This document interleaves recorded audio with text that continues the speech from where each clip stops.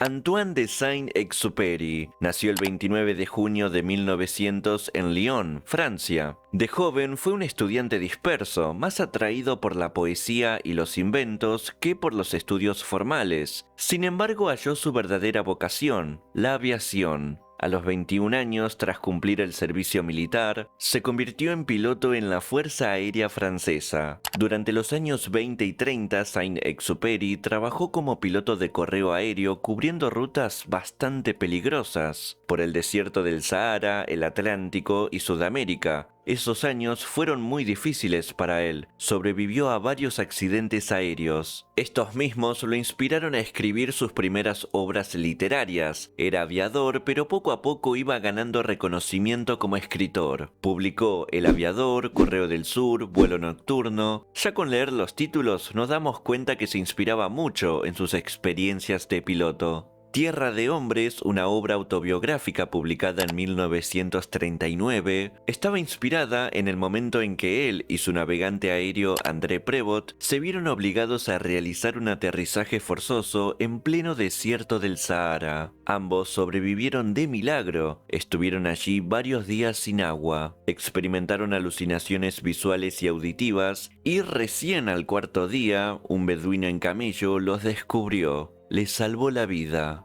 En plena Segunda Guerra Mundial, ya a finales de 1940, Antoine se trasladó a Nueva York, donde aceptó el Premio Nacional del Libro por su obra Tierra de Hombres. Desde esa misma ciudad escribió su quinta obra, Piloto de Guerra, que fue publicada en 1942, y al año siguiente escribió su última obra, y la más famosa, El Principito. Precisamente fue publicado el 6 de abril de 1943 en Estados Unidos. El Principito es una mezcla de fábula, filosofía y autobiografía con ilustraciones hechas por el mismo Antoine. En la obra también está presente aquel accidente en el Sahara. Hoy es el libro en francés más traducido de la historia, con más de 300 idiomas y dialectos, y ha vendido más de 140 millones de copias. Seguro están imaginando que Saint-Exupéry dejó atrás su vida sacrificada y peligrosa para dedicarse a la literatura. Total, estaba yendo excelente.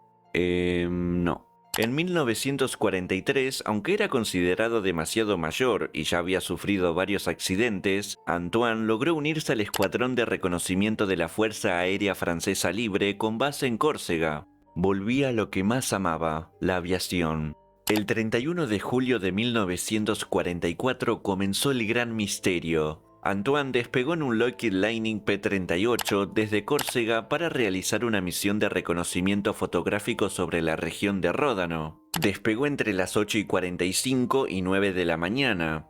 Nunca regresó. A las 13 horas su escuadrón da la alarma y a las 14:30 reportan la desaparición. Durante décadas, la desaparición de Saint-Exupéry fue un misterio sin resolver. Las teorías eran muchas, que fue derribado por los nazis, que hubo fallo mecánico, error humano, que se desvaneció al comando del avión por la falta de oxígeno, o también un posible suicidio. Según algunos biógrafos, Antoine se encontraba deprimido debido a la guerra y la incertidumbre del futuro de la humanidad. Esta última teoría fue la que más tomó fuerza.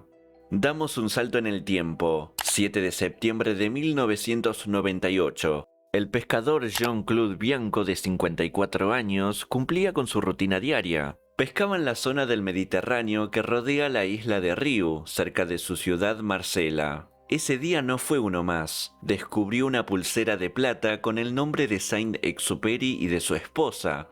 Sin querer, encontró la primera evidencia física real tras más de medio siglo de misterio. El pescador, al descubrir esta pulsera, sugiere que el avión del autor de El Principito podría estar cerca, hundido en el Mediterráneo. Sin embargo, ni el gobierno francés ni la familia de Saint-Exupéry le creyó en ese entonces. El lugar donde se encontró el objeto estaba muy lejos de donde se suponía que debía volar Antoine. Por lo tanto, seguía firme la teoría de que el autor se había suicidado. Remarco que por años, las búsquedas de los restos del avión en el que voló Antoine se hicieron en las zonas cercanas a Niza, y sin mayores resultados.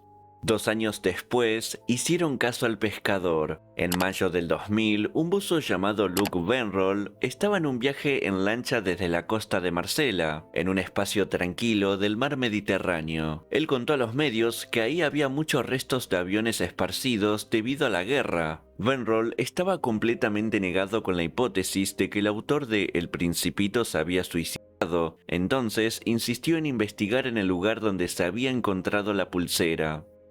Descendió 60 metros bajo el agua y encontró los restos del P-38 Lightning de Antoine. ¿Cómo estaba seguro de que ese era el avión si había muchos restos de otros vehículos aéreos? Fácil, también encontró el número de serie que pertenecía a la matrícula militar del escritor, 2734. De esta manera terminó con 60 años de especulaciones. Aunque había un problema, ninguna de las partes permitía intuir que el avión del francés había sido derribado, no había marcas de balas o de fusil. Entonces, ¿lo de Antoine fue un accidente o lo derribaron?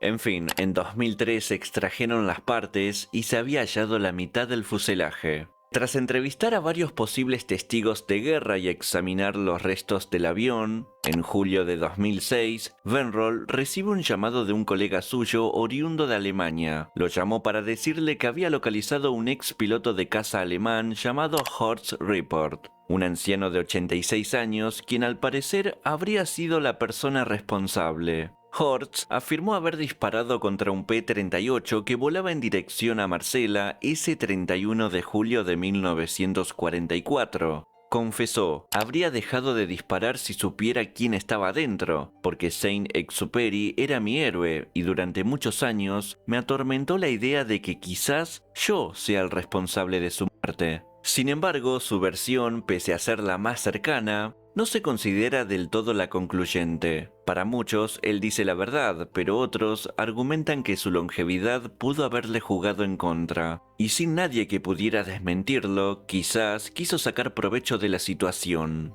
Por otro lado, un investigador encontró el informe de otro piloto alemán llamado Robert Heischel, que revela que él también derribó un avión similar ese 31 de julio. En ese informe y en una carta a un amigo, explicó que él con su avión de caza hizo caer al mar aquel P-38. Días después, Robert fue abatido en otra batalla, llevándose con él quizás la respuesta definitiva a esta historia. O quizás no. Recordemos que las partes encontradas no tenían marcas de balas ni nada.